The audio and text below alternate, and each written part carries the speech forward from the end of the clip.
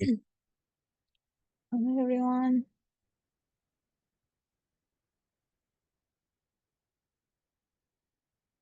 How are you guys doing today? Can you hear me?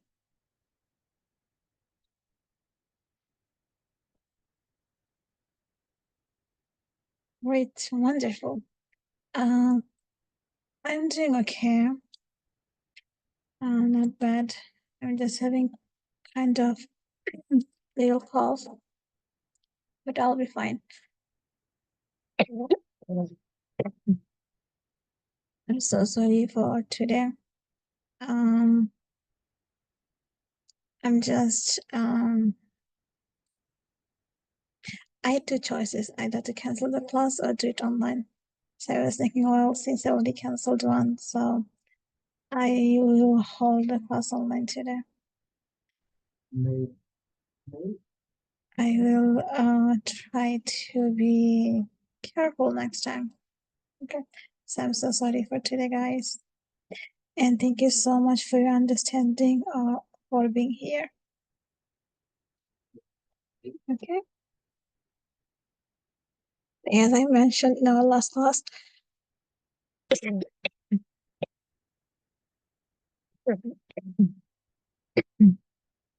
our exam, instead of having it on December something, initially in our syllabus, it said it's December 2nd. So I moved the date from December 2nd to November 25. So we have 1, 2, 3 weeks. 3 weeks. And if I'm not mistaken, then we have, let's see how many gaps. So today is 4. Then I have 1, 2, 3, 4, 5. 5 classes before the exam. Including today, we have 6 classes. And then once we have our exam on 25th, then the following Wednesday, we're not going to have any class because it follows Friday schedule.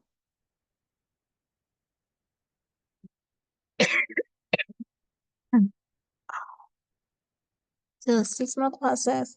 And my plan is to give you the next exam on chapter 9, 10, 11. And if possible, 12. 12 is a small section, so most likely we'll be able to finish it. If not, you'll see. But we are going to finish chapter 10 today. Sorry, my bad. Chapter 9 today. It's the wrong slide. And maybe we'll be able to start chapter 10.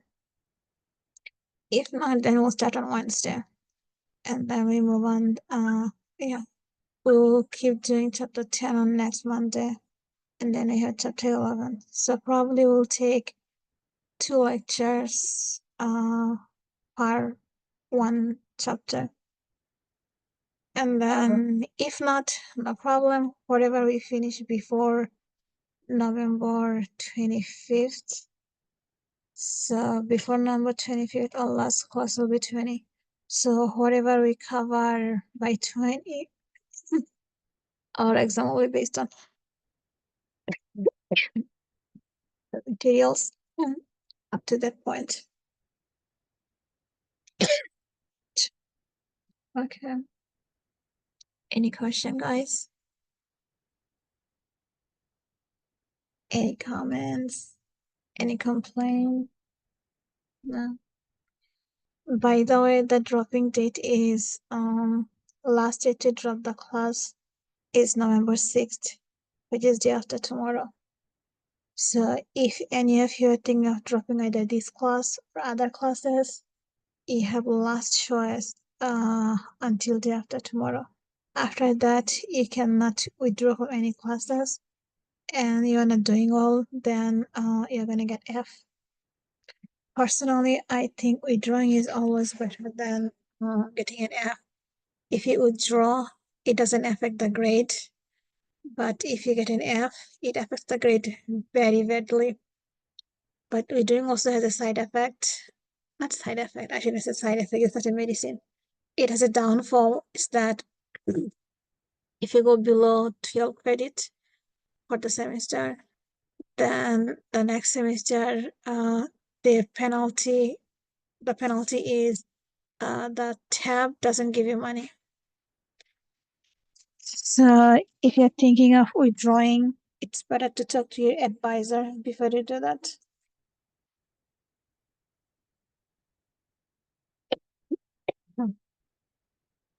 Okay.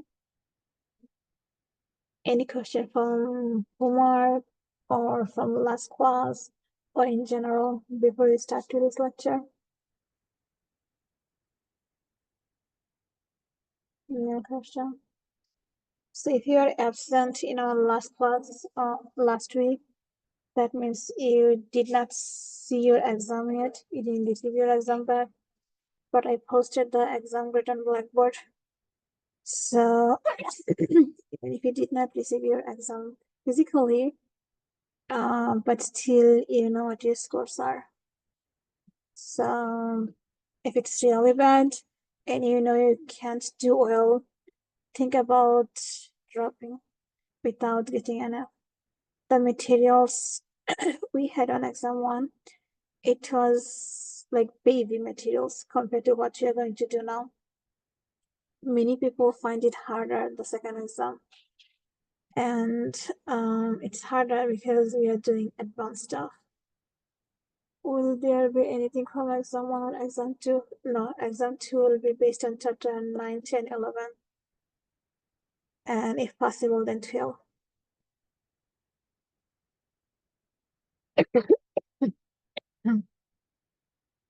Okay. And it should be heavily math based. Our exam 1 was heavily the other portion, like multiple choice, fill in the blank. Those took up much points in exam 1, but exam 2 will be mostly math because we are going to do so many math topic. In our last class, we introduced you to a few things like confidence level, significance level, confidence interval, how they're connected with one another. And I mentioned what question I would like to ask you as a multiple choice or fill in the blank from those materials. Today, what you're going to do will be in the exam at the math portion. So our goal in chapter 9 is to construct a confidence interval based on significance level or confidence level. Either one of them will always be given to us. So confidence interval, why do you care about that? The main reason we care about that is that because it gives us a range where the true population mean may lie. Okay, so our goal is to make guess about population based on the sample. So whatever sample we have, we observe them very well. We observe them many times, and then we come up with the idea about population. We can't always work with population directly because population contains a large number. So we observe a smaller group, which is a sample, and make prediction about the population. The goal behind confidence interval is to come up with an interval where somewhere in this interval we have the true information about the population. Okay, so how do you come up with that interval? Since every interval has a lower and an upper end, so we need to add and subtract two things to find those numbers. The formula we use is that we start with sample statistic. So either you do sample mean, which is x bar, or we do sample proportion, which is p hat. So we start with that, and then we subtract the critical value from Z or from T, and then we multiply that with the standard error. Z or T, it depends on the scenario and how many people you have the sample size. If your sample size is larger and it's a normal distributed sample you have, then we use Z. Or anytime you work with proportion, you always use Z. We use T distribution when we have a smaller sample size.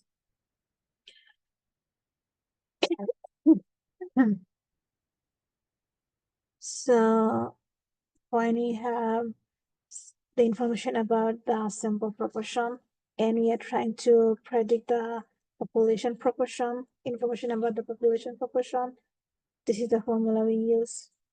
This portion is error. This is the sample proportion. And in the middle, we have the critical value. When you're finding the mean, population mean, we start with sample mean. So mean, anytime you are finding mean for the population, we have to start with the sample population. Anytime you are finding the proportion of the population, you have to work with sample proportion. So for population mean, it's X bar, we start with, and then we subtract once, and then we add another time the critical value with the standard error. Since here we are looking for the mean of the population, so we have to know, since we are finding the mean of the population and we are using Z because we have a large sample, we are allowed to use Z only if we have only if we have information about the population standard deviation. If you don't know the population standard deviation, then we do not use Z. Instead, we use T distribution. So when you don't know population standard deviation, we take the sample standard deviation and we work with that. Since here is sample standard deviation, so we use T. Now you may observe that all of them, they have Z alpha over 2 or T alpha over 2. Or that alpha over 2 is half of the significance level. Okay, so whatever significance level is given, we take half of it, because when you find the critical value, in the table we are given two sides. So let's say you have your alpha somewhere here. That alpha is actually given twice. So for that alpha, we have two areas. One is on the left side, one is on the right side. So in order to take only one of them, so whatever alpha they gave us, we divide that by 2. Thus, anytime we are constructing any type of interval, confidence interval, whatever alpha we are given, we always take half of that. But if you're doing hypothesis testing, then we don't do that. Hypothesis testing, the alpha depends on your hypothesis. Okay, but for confidence interval, it's always alpha over 2. Now, how do you find the critical value for alpha over 2? To find the critical value for Z distribution, we go to the Z table, and first we calculate the probability based on the alpha. And then we go to the Z table and see which Z value gives us that probability. So let's say you're asked to construct a confidence interval with 95% confidence. So 95% confidence gives us the area in the middle, 95% of that. Our goal is to see which Z value gives us that much area. So what we do, that confidence, 95% confidence level, we subtract that from 1. So we get the significance level. Alpha is called significance level. And the percentage, 95%, 90%, 99%, those percentages are called confidence level. Confidence level. So sometimes they will give us confidence level, sometimes they will give us significance level directly. If they give us confidence level is useless for this table. So we convert the confidence level into significance level. So significance level alpha is 1 minus confidence level. So this is our alpha. Now what we do with that alpha is that we take half of that amount and then we subtract that from the area 1. So we get whatever number we get, that is P star. P star means the probability. It means the area under the curve. Area under the curve. So step 1, subtract your confidence level from 1 to get alpha. Whatever alpha you have divided by 2, and then subtract that from 1. Whatever we get, that's the probability given in the z table. So you go to the z table and see which probability, which z value give us that probability. For example, here we have 0.975. So if you go to the z table, 0.975, scroll. Look at all these numbers. All of these are probability. So 975 is lying somewhere. Right? 977, 9666666, 970, 9706. Here. See, we are given exactly 0.975. Now we want to see this area is calculated through which two z values. So you go to the left and we see on the left we have 1.9, and we go upward and we see it's 0.06. Oops, my bad. It's 0.06. That means the area we have for 0.975 is given by the z value 1.96. So anytime you're working with 95% confidence level, 95% confidence level, that gives us our z value 1.96. P star is the probability under the curve. Probability means the area we have under the curve. So this is probability. So you have two choices. Either for the exam, you find them manually, or you can simply write down all this information in a cheat sheet. So you already found that 95% confidence level gives us the 1.96. And then you need two more. One is 90% confidence. What is the z value for 90% confidence level? And what's the z value for 99% confidence level? So either you write this down in a cheat sheet or you find them manually. So I'll do one and then you'll do one. 90%. In order to get the 90%,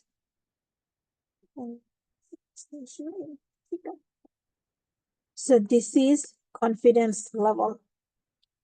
We don't need confidence level, we need alpha, which is significance level. So alpha is 1 minus confidence level in decimal. So it's 1 minus 0.90. That gives us 0.1.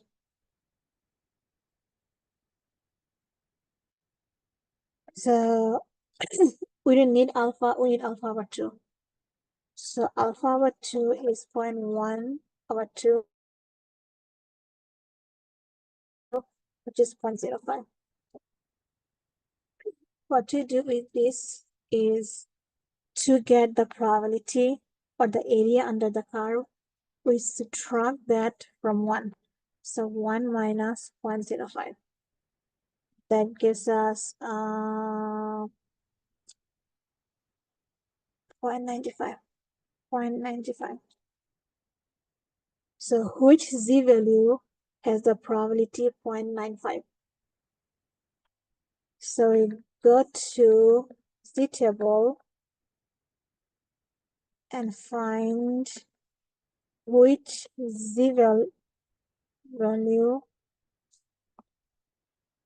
has the probability 0.95. 0.95 means 0.95000. Okay, how many zeros here? It doesn't matter. Our main goal is to find out which z value will give us 95% of the area. So that is the z value, 0.95. So if you observe, we have 0.9, this 0.95, and 0.95150. No, these two are closer to 0.95. So we don't have exact number 0.95. If you don't have the exact amount in the probability, then we have two choices. Either we take the smaller one, whichever z value has the smallest distance from the thing, from the area we are looking for, we take that, or we take their middle. For example, between 0.04 and 0.05, we have 0.045. So either we can say, well, we have a z value 1.645, because 45 is somewhere in the middle between 0.04 and 0.05. Or you can see which of these is closer to 0.95. So 950 and then 53 is 53 units from 950. And then 4950 is 51 units from 950. We have no idea what I'm saying. So let me just show you here. So we found 1z is 1.9 here. 0.04 and 0.05 here. Here we have 0.49, what? 94950. Oops. 94950, and this one is 0.95053, right? 95053. Now, our goal is to get exactly 0.95. So if you subtract 0.95 here and 0.95 here, so we have 0, 0, 0, 0, 0, 0. This distance is 53 units.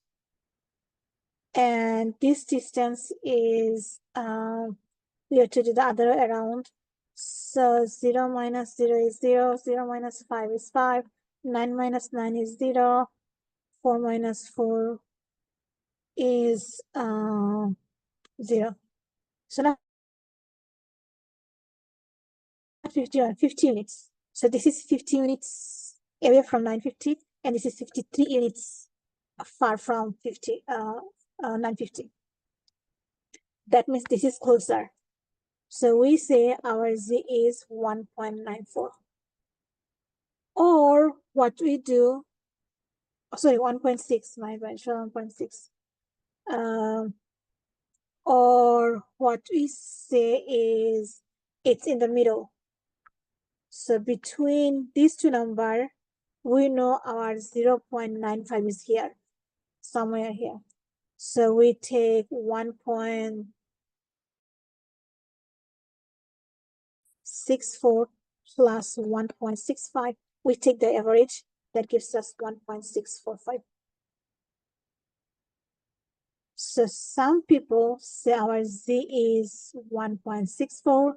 Some people say no, our Z is 1.65. Other people say no, our Z is 1.645. Okay, so different people use different one. Which one I prefer? Definitely not this, because it's 53 units. So either this or that, one of them. So here our answer. Our Z is 1.645. So we found that for 90% our Z value is 1.645. And now you do the same and find out what is the Z value for 99% confidence level. Do the same thing for 99% and figure out what's the Z value for that. I'll give it 2 minutes. And you can find the Z table on Google.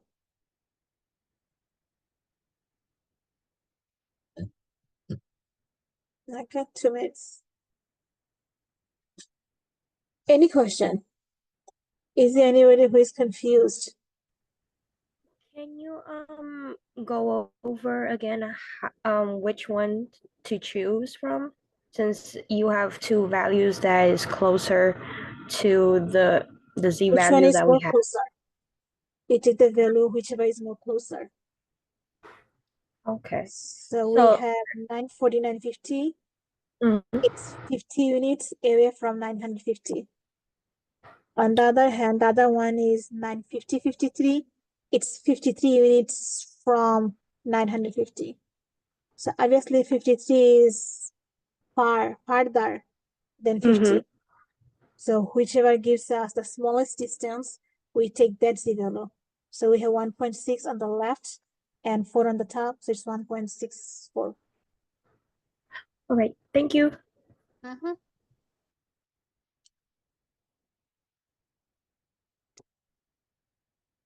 Any other question from anyone?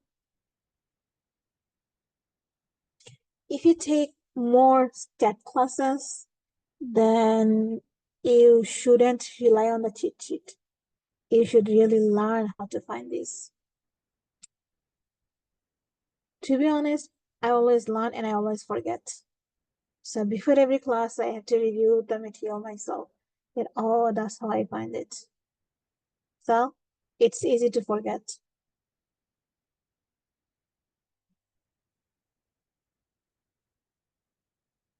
And in the exam, you must either show the work, how did you find the Z value, or in a cheat sheet, you must have this information. If you don't, then I'll take off 1 point for that. So either you have the information written in your cheat sheet so that I can see you used that from your cheat sheet, or you really have to work through the details to show me how did you figure out the Z value.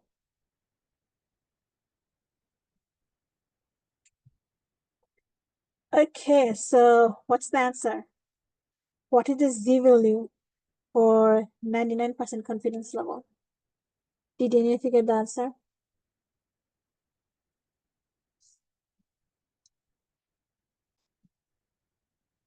Z value for 99% confidence level?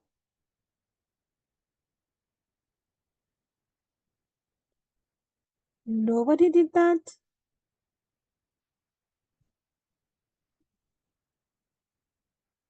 Okay, Fatima got 2 probabilities. One is 0.9949. The other one is 0.9951. And you want to know which one is the answer. Okay, no problem. So first we start with alpha. Our alpha is 1 minus 0.99. The exact same thing, but in decimal format. That gives us 0.01. But we don't need alpha. We need alpha by 2 because you're working with confidence interval. For every interval, we take half of the alpha level.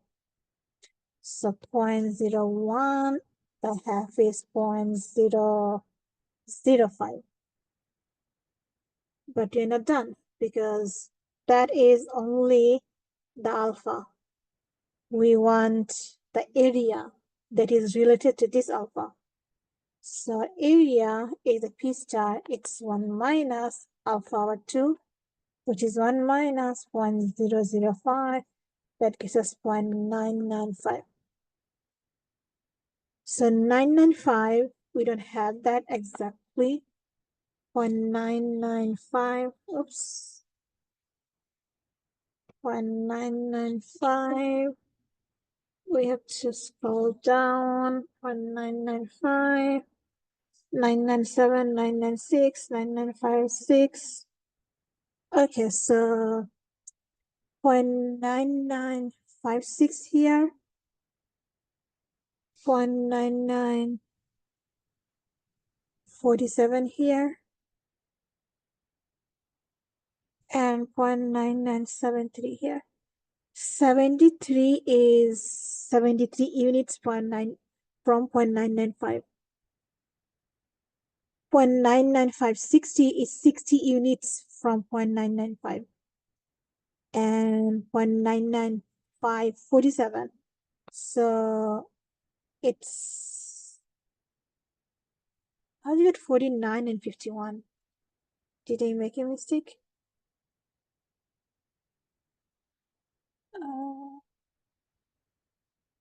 Is the table was different? So am I using the correct table? Oh, yeah. Okay, no problem. So they're close. So 47 and 60. 0.995.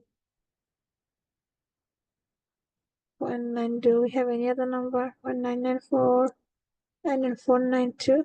Oh, yeah. This is 0.99506, which is even closer. And this is 0.99492. So these three actually not too good because there are 5. We have something even closer. 0.99492 and 506. 0.99492 and 506. Yeah. So we are looking for in the middle, 0.995. So we want to see that 99500. So which one is closer? The 92 unit is closer or the 06 unit is closer? So the difference between 500 and 492, it has a difference 8 units.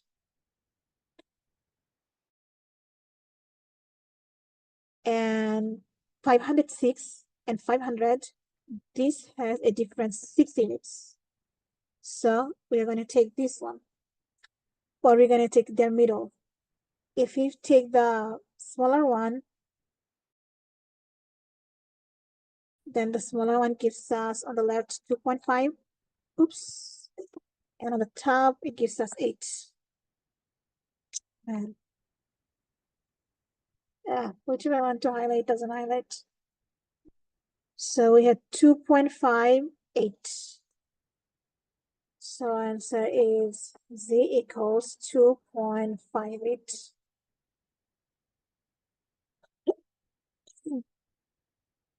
Or if you want to take the average, you can say Z is 2.575. So 575 means it's in the middle, somewhere in the middle. Okay. So either you take the middle one or eating the smaller distance. So 2.58, 2.58. 99% gives us 2.58 or 2.575. Either one is okay. So we already filled out the table together. So make sure you have this table in a cheat sheet. It's very important. Or find them manually. Any question? No? And you go back to the table. Yep. This is the table. 95% confidence level gives us. So this is confidence level. 98% confidence level gives us the z value 1.96. 90% confidence level gives us 1.645. And 99% gives us 2.58. And these are the three things we need to construct our confidence interval. Now, these questions will come as short answers. So expect to see them in the exam, like true, false, yes, no, those type of questions. The left one says which would result in a wider confidence interval with 90% or 95% confidence level. The answer is the higher the confidence level, the wider your confidence interval is. So whatever you get from 90%, it will be smaller. Whatever you get from 95%, it will be wider. And whatever you get from 99%, you will get even wider, double wider. Okay, so the bigger your confidence level is, the wider your confidence interval will be. The next one says, how does the sample size play a role in confidence interval? Here is the opposite. The smaller the sample size is, the wider confidence level is. So confidence interval is. For example, if you have 50 people, no, let's see if you have 500 people. If you have 500 people, you'll get smaller interval. Then if you get 300 people, for 300 people, your confidence interval will be wider. If you have 100 people, your confidence interval will be even wider. Okay.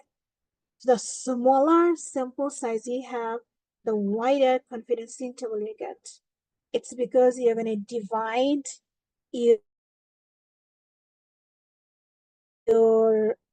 p hat 1 minus p hat by the sample size. And the bigger the number, the smaller the fraction becomes. So the quantity becomes smaller. So the bigger the number, our quantity becomes smaller. So our confidence interval gets smaller. And the smaller the number for the sample size, the wider we get the confidence interval. So confidence level and the sample size, they work differently. And here we have the same thing as question, how the confidence level works, how the sample size works, and how does the sample proportion works. So for sample proportion, it's kind of different. Sample proportions is, when you work with sample proportion, we look at 0.05. So proportion, it has to be smaller than 1. So we have 0 and 1. Our p hat will always lie between 0 and 1. So the far you are from 0.5, the narrower you get the confidence interval. For example, let me show you here on the next page. So let's say p hat is 0.6. So if your p hat is 0.6, then you have it's closer to 0.5. Since it's closer to 0.5, you're gonna get a wider interval. Now let's say p hat is 0.1. Now 0.1 is kind of far from 0.5. So you get smaller confidence interval. And let's say if p hat is 0.001, that means it's even far from 0.5. So you get even smaller confidence interval. So the farther you're away from 0.5, the smaller your confidence interval is. You don't have to memorize them if you have them in your cheat sheet. So make sure you have these informations because I'm going to ask them as a non-math question.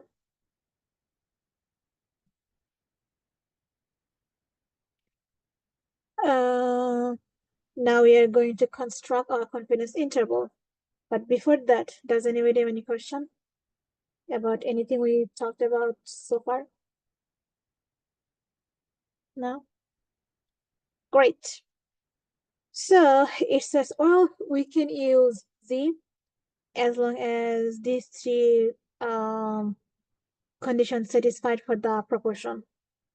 So if you multiply n with p hat, it has to be at least 10. Same thing if you multiply n with 1 minus p, it has to be at least 10. And if the sample size you're working with, it's at most 10% of the population. And if the sample you're working with is drawn from a random sample, if these three conditions satisfied, then we can go ahead and construct our confidence interval. So in this class, we actually don't check them, but in real life, people do check them in order to construct confidence interval, whether these three conditions satisfy or not. But in the class, we don't worry about that. But in the homework, you do have to worry because they're gonna ask these questions, multiple choice or something. Check whether these three conditions satisfy or not, and then you're gonna check them for the homework. But for the exam, you don't have to check. You simply go ahead and construct your confidence interval. So based on what is given, we use either the proportion formula, or use the x bar formula with Z, or we use the x bar formula with T, okay? So it's all based on what information is given in the scenario. So look at this scenario.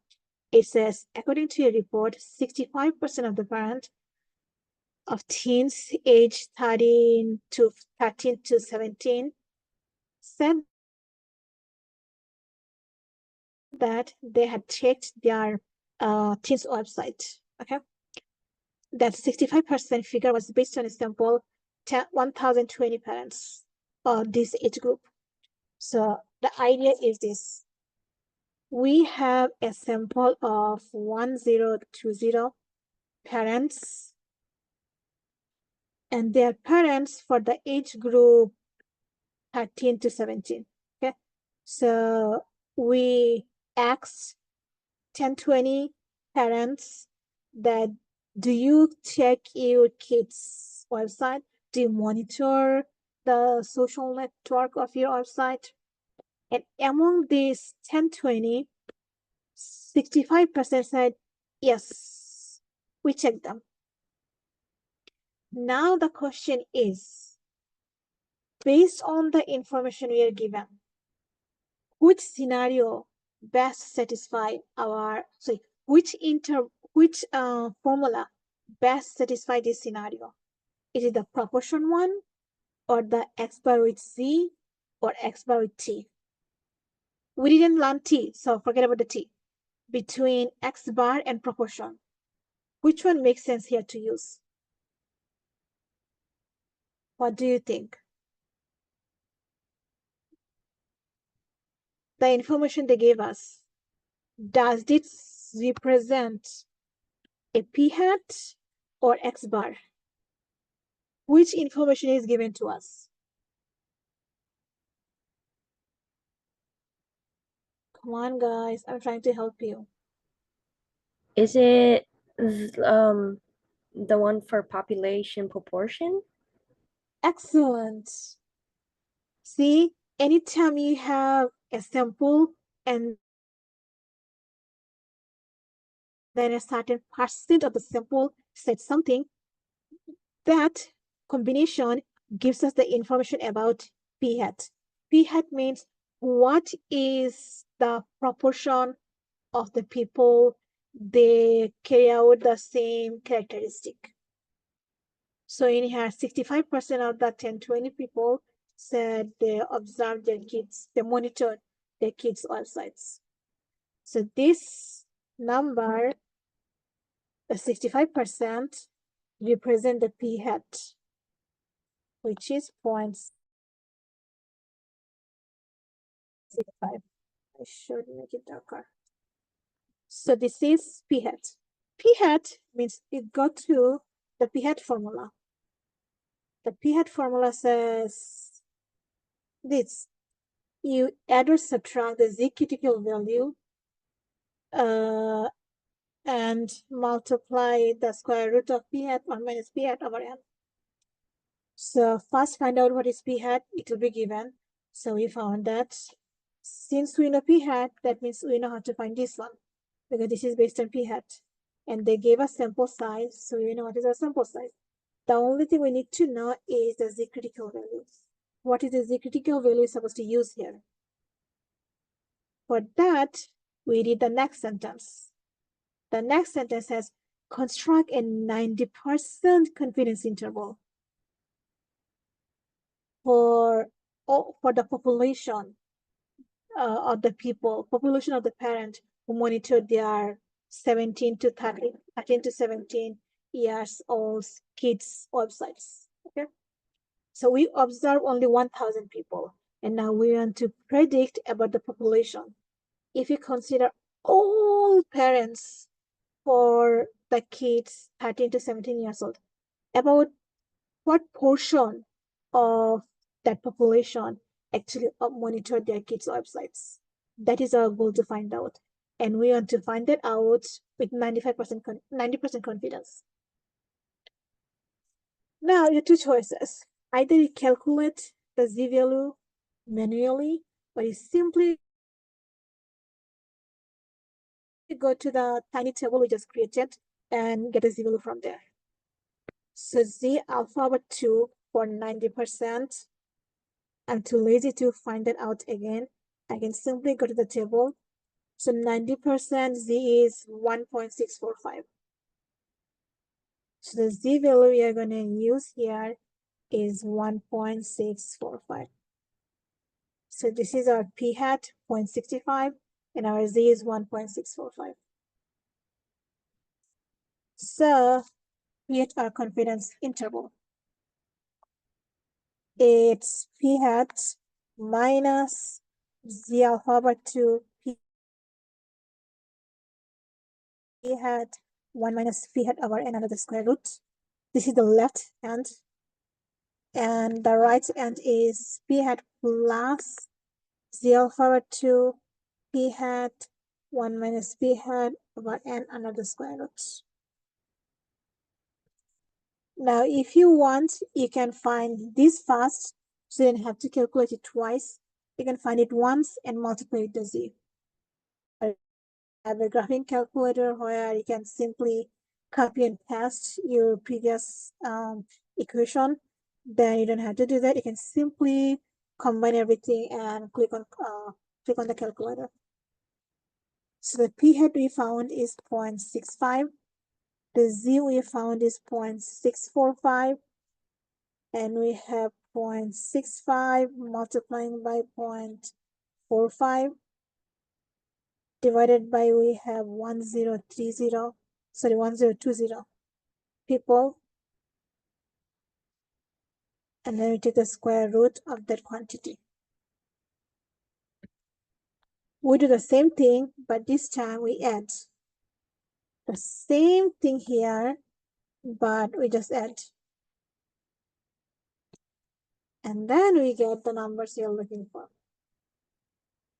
So go ahead, use your calculators.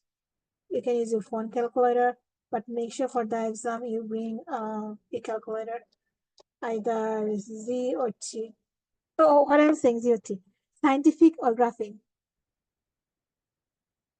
Oh, so it's not 4, 5. 6 and 4 gives us 10. It should be 3, 5, my bad.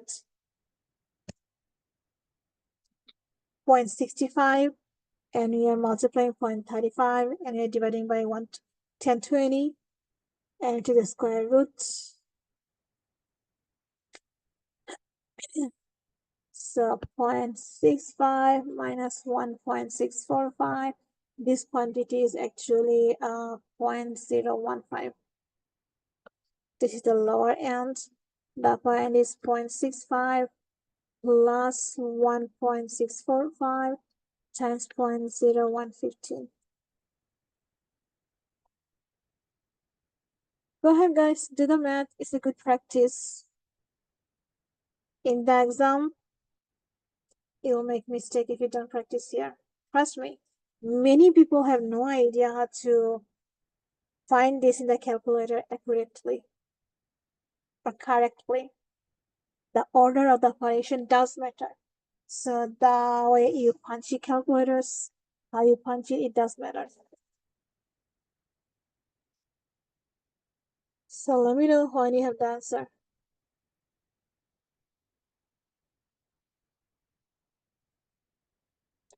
Is anybody doing the math?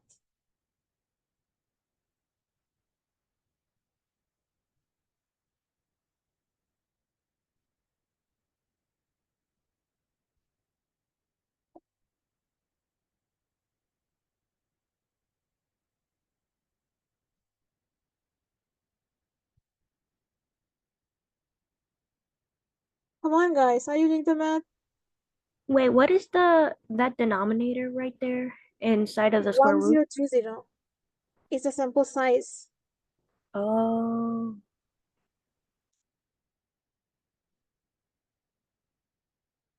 Okay, town has some number. It's 0.625 or 4, and we have 0.674 6 or 7, either one. So this decimal looks weird, right? It doesn't give us any idea what's going on. So in order to have an idea what's going on, we can convert this into percentage, and then we see what is happening. So this one is saying we have 62.5 to 67.5%. So what does that mean? It means the population, if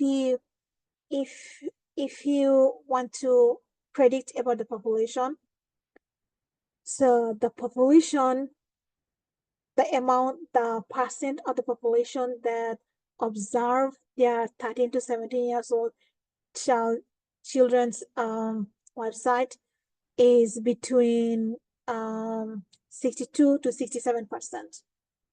So we are not sure about what percent of the people from the population observe their kids' website, but we know it's somewhere from 62 to 67, or I should say somewhere from 63 to 68% of the percentage of the population monitor their kids' websites.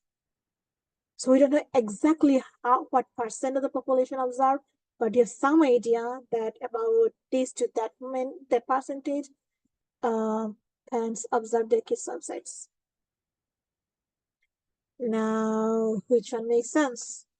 It says we are 99% confident that the proportion of all parents of that age is directly in the middle of the two values we just found. We don't know about directly. Directly in the middle means it's the middle point. Well, we have no idea whether it's a middle point or not. So directly is too narrow. We have no idea about that. The next one says there is a 90% probability. We stop here because 90% is not probability, it's the confidence. How confident you are, how confidently you are saying that the population percentage is lying between the two numbers you found. It's not probability, it's the confidence level. So there's a 90% probability. We don't have to read that next. Probability automatically means strong. Then we have a 90% confident, then the proportion of all parents for this age group is between these two values, and this one makes sense. It's between 62 to 67%. We have no idea where. Is it closer to 62 or closer to 67? We have no idea. But definitely it's between these two numbers. So this is the interpretation of the confidence level. Sorry, confidence interval. So in the exam, you are gonna write this down with your own sentence.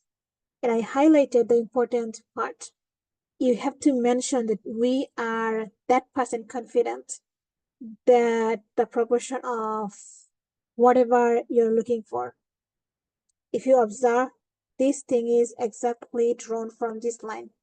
Okay, so whatever you're looking for in your question is lying between the two numbers you found. So these three things are important. Your confidence level, and you're mentioning that it's the proportion of all parents, the proportion of all the population, and the number for that is lying between the two numbers you calculated. So these three things are the main things when you interpret your confidence level. Sorry, confidence interval. So confidence interval is math. The interpretation is real life. How do you interpret the math you just did with your real life? What exactly you did here? Why did you waste your time doing the math? Any question?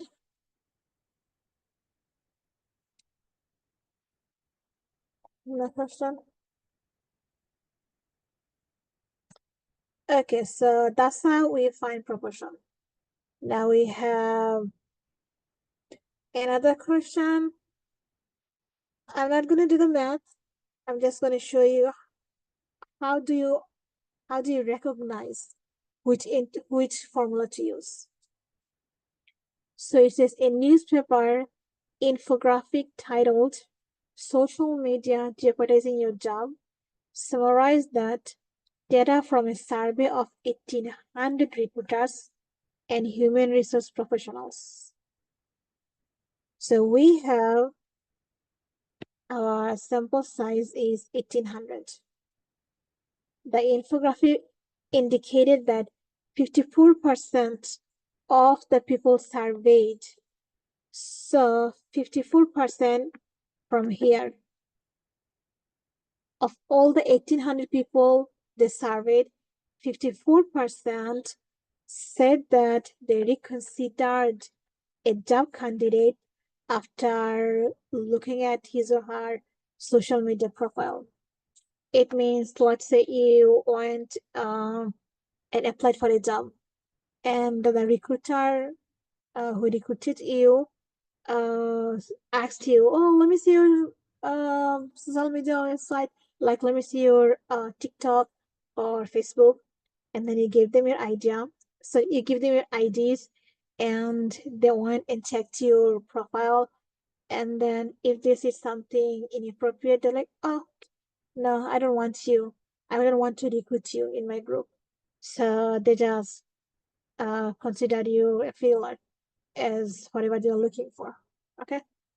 And maybe some other people, some other recruiter, they found that, oh, your website, your social media profiles are very good. You have many good things there. So yeah, they want you in their group. Okay, they want to recruit you. So for all those recruiters, we have so many recruiters in all over the world. We cannot possibly ask each one of them. So they asked only 1,800 of them, all those recruiters. And from this 1,800, 54% said they reconsidered applicants' application after seeing the social media profile. Now it says assume that the sample is representative of the population. This is one of the conditions of the recruiters and human in the United States. And it says estimate the proportion of recruiters and human resource professionals who have considered a job candidate based on his or her social media profile using a 95% confidence interval. It means construct a confidence interval with 95% confidence. With 95% confidence, find out about what percent of the recruiters from the population actually reconsider applicants' application after observing the social media profile. Okay, so we know from 1,800, 54% they do that. Now, based on the population, based on all the recruiters in US, about how many percent actually do that? That is our goal. So, this scenario, which formula you have to use? The proportion formula or the X-bar formula?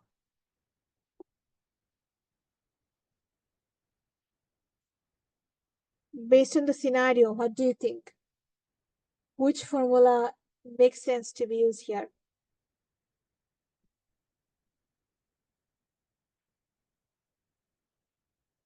Proportion, wonderful. So you're going to use the proportion. Anytime you're given percentage, it means proportion. So if P hat is 0.54. For Z hat, you're looking for 95%. So if you go to the Z table, not Z table, that thing we just did previously, 95% was what? 1.96. So your Z here is 1.96. And then you apply everything here, and then you find the interval. To interpret, you must have to have this to start with. We are 99%, 95% confident. And then the first one says true proportion of recruiter human resources we consider based on his social media profile falls within this interval. Oh, this one says 95% chance. Nope, we are not working with chance, we are working with confidence. So we are 95% confident then the true proportion of the population is lying between or within the two numbers we just found. Okay, so these three things you must have in your explanation, in your interpretation.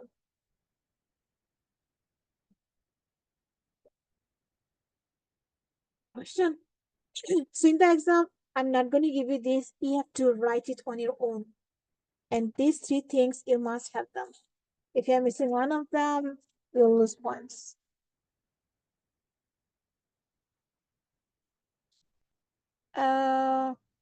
Now we do the same thing for sample mean. We look at the sample mean and we predict the population mean. And if you know your population standard deviation, then we use this formula. But if you don't know this, we use T formula. So let's do an example. Here it says a class survey in a large class for first-year college students asked about how many minutes do you study in a typical weeknight. So the first year students, we went and asked first year students, and we asked 492 of them. And we found that the mean number from that 492 students is 15.3 minutes with a standard deviation, with a population standard deviation 8.5. So somehow they found the population standard deviation, but they didn't find the population mean. I don't know why or how. So they found that 492 students typically study around 15 minutes per night on weekdays. And it has a population standard deviation 8.5.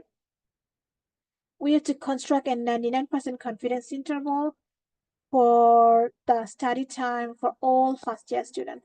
It means based on these 492 students, find out for all first year students about how many minutes they study on weeknights. Okay, so we have information about only 492, but first year students, there's so many students we have in first year.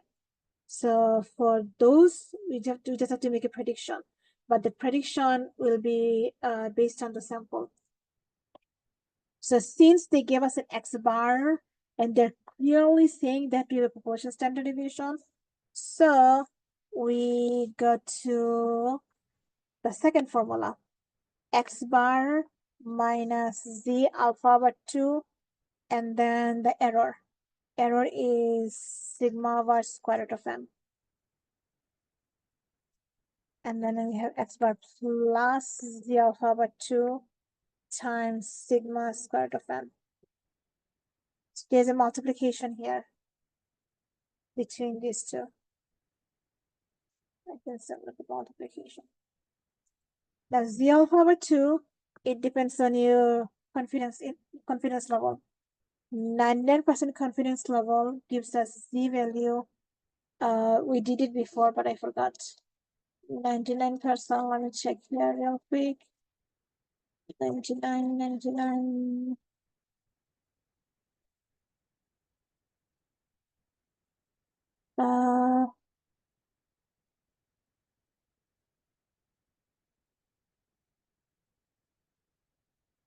2.58.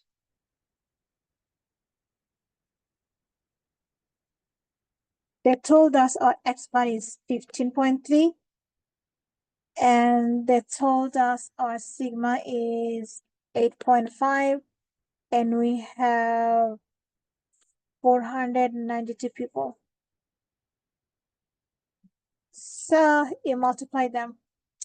15.3 minus 2.58, 8.5 square root of 492, e to the minus 1 for the lower end, and then you add them for the upper end.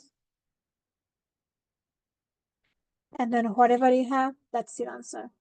So if I'm not wrong, we have 14.31 to 16.29. Okay.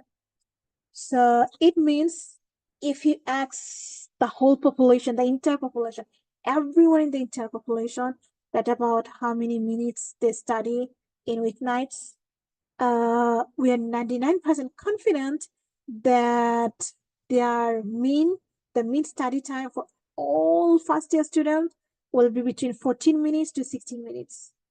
So the sample told us that their mean is 15 minutes, and we know the population mean will be 14 to 16 minutes.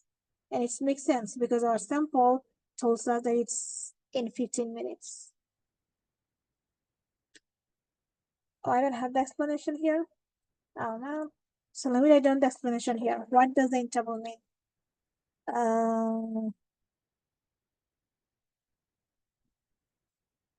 So interval means we are 99% confident that the true mean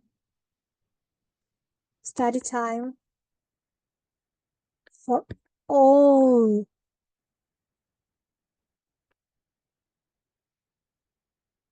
first year students is lying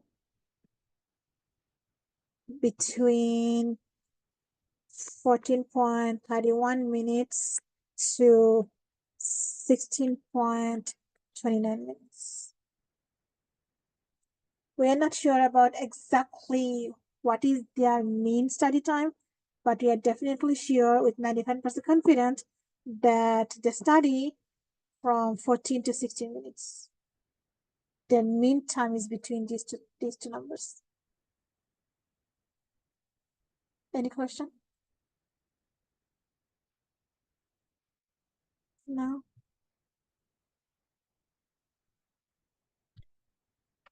Then the last thing we do is t interval. So t distribution.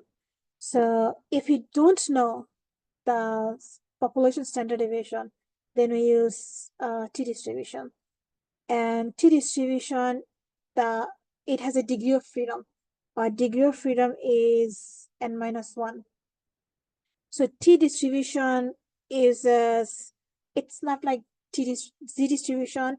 It's a little bit different. So t distribution needs two things. One is your confidence level. From the confidence level, you figure out what's the alpha. So you definitely need your alpha. And also you need your degree of freedom. Degree of freedom means it's a number that is 1 unit less than your sample size. Okay, so based on the degree of freedom and alpha level, we go to the t table and we get the value for t, the probability for t. So the t critical value, the t table looks like this here. This is the t table, and we have different types of t table. This t table is for critical value. Okay, so on the left side, we are given degree of freedom. Here, degree of freedom is diagonal, as a column going down, and on the top we have alpha level. These are the alpha, and we have two types of alpha. Either it's 1 till or 2 till. So for confidence level, we always use 2 till. Okay, for confidence interval. So for confidence interval, we always look at 2 till alpha, and we look at the degree of freedom. Wherever they meet, that is the critical value for C. Sorry, that is the critical value for T. So let's do one example real quick. It says an insurance company has the business objective of reducing the amount of time it takes to approve an application of life insurance. Let's say you collected the data by selecting a random sample of 27 people.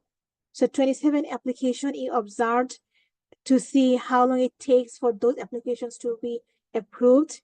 And you found that that sample has a 43 mean days with a standard deviation 25 days. So based on these 27 people, you observe that it takes around 44 days, 43 to 44 days to approve their application. And this has a standard deviation 25. It says construct a 95% confidence interval that estimate the application processing time for the population. So for 27 people, it took them around 43 days to approve the application. Now, if you consider all application for life insurance, if you consider all of them, about how many days it takes for them to approve the application. So since they're telling us that we have a mean for the sample and a standard deviation for the sample, so we have to use the t distribution. T distribution says take your x bar, add or subtract the t alpha over 2 and then take your standard deviation for the sample divided by square root of n. Now to find this theoretical value, we need alpha over 2. So for 95, what's wrong with this? For 95%, we know our alpha is 1.95, that is 0.05. Now that alpha is 2 till. So we go to the table and we look at the 2 till alpha for 0.05. We also need the degree of freedom. Degree of freedom is 1 unit less than your sample size. So sample size is 27, we take 1 unit less, so that's 26. So 2 till alpha 0.05 with degree of freedom 26. We go to the table and we get the number. So 26 is here on the left side, and 2 till 0.05 is here. I can draw. So they actually meet here. I hate this. 2.056. So this T critical value is, I forgot, 2.056. 2.056. And then all these numbers, they're given to you in the scenario. Okay. We are going to do more T.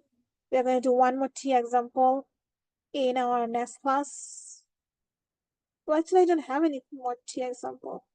But in chapter 10, we have lots of T examples. So you're going to work with T examples in chapter 10 more. Can you go back to the explanation of confidence interval for the student question? Okay, so this is the answer for this question, okay? Since I'm not going over everything, so this is what we have. You just have to take a screenshot.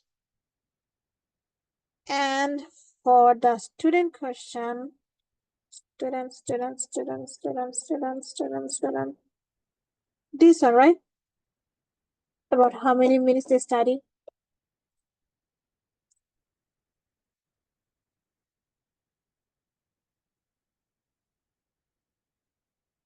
Okay. So the question is asking, construct and explain a 95% confidence interval for the mean study time for all first year students. So in this scenario, they observed 492 students. Not observed, they asked 492 students that about how many minutes they study on typical weeknights. Yep. Like from Monday to Friday, how many minutes you study on every night. And from the response they got from each student, they took the average of that and they found that about 15 minutes typically students study. So based on that, our goal is to find out about how many all the first year students. If you ask every first year students, what will be the answer for their study time? So what we do, we find the interval and we said, well, we are 99% confident that the true mean study time for all first year students is definitely between 14 minutes to 16 minutes. We don't know exactly how many minutes they study, but we are sure that we are 99% sure that they study between 14 to 16 minutes. So this is what it means.